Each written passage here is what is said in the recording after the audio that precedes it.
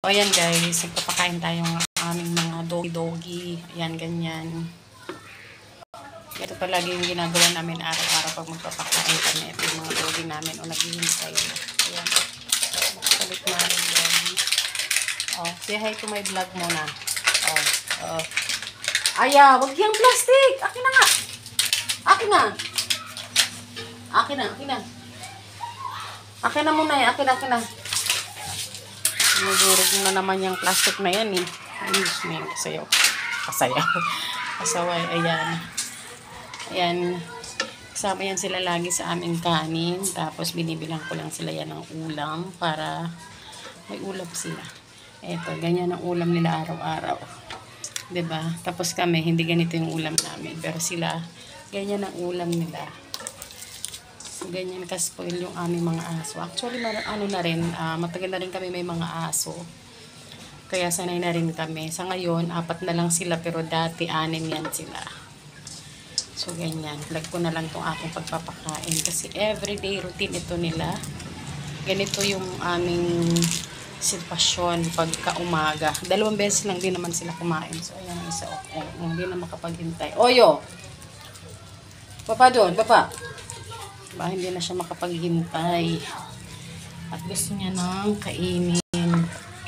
Yan, meron yan silang sari-sarili mga plato guys. Naku, akala nyo ba madali lang mag-alaga ng mga aso? Hindi ganun kadali mag-alaga ng mga aso guys. Unang-una, gastos. Pangalawa, kailangan alagaan mo yan sila at kailangan papakain mo sila. Kasi kawawa naman kung hindi sila makakakain. Tapos meron pa ako isang malaki nasa taas. Yung malaki naming aso, si Toble. Bagong panganak lang kasi kaya nasa taas siya. Yung, tapos itong 3 na to, yan, mga anak niya yan din. Mga anak niyan ni Toble. Ayan, 3 na yan. Mga anak niya yan. So, ano na yan sila, 5 months na. 5 months na siguro, 6 months. Kasi February sila pinanganak. So, 6 months na sila.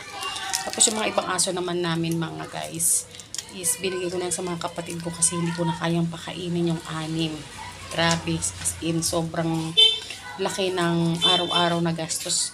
Pag marami kang aso talaga, promise. Minsan, meron kami ditong kapitbahay na nagbibigay sa amin ng pangkain, ganyan, yung meron silang karinderya. Tapos meron silang kainan. Yun, pag meron silang mga tira-tirang ulam, binibigyan kami. Ayan. Kung maayos pa yung mga pagkain guys kasi meron silang karinderya. So nakakalibre kami dun pero hindi po yun lahat ng oras. Mostly talaga binibilhan namin ng pagkain talaga yung mga aso namin.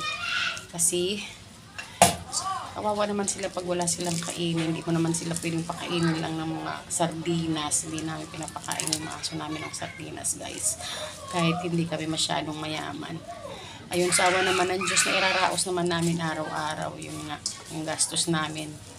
Nairaraos naman. Buti na lang talaga at hindi naman ako, dito, wala kaming anak na marami. As in, isa lang anak ko, tapos malaki na, tapos wala din sa bahay, 2 lang kami ng asawa ko. Kaya, ayun, ay sasama namin yung mga aso namin sa pagkain, sa budget. Kakaloka. So, ganun guys. Kasi, ano naman yan, alam naman ng Diyos yan na mayroon tayong mga pinapakain, talagang nagpo-provide siya, binibigyan tayo ng mga biyaya para mapakain natin yung ating mga aso. Kaya ayan, sa mga katulad ko dyan guys, dito sa YouTube, na ganyan may mga alagang aso, ay nako.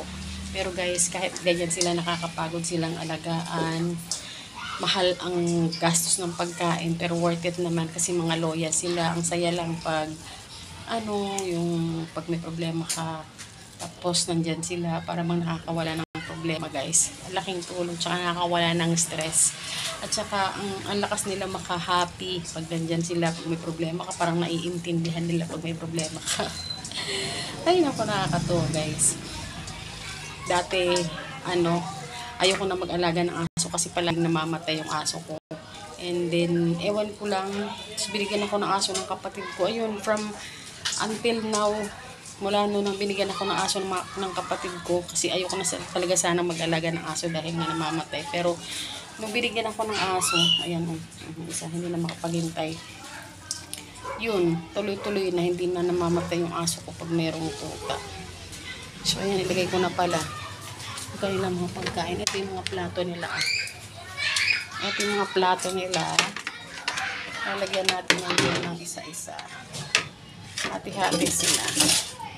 Ayan, o. Ayan, hati-hati yan sila dyan. Itong isa.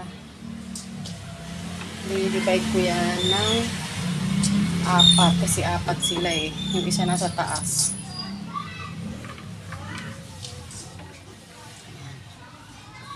O, diba? Ayan, 3 yan sila. Tapos bibigyan na natin.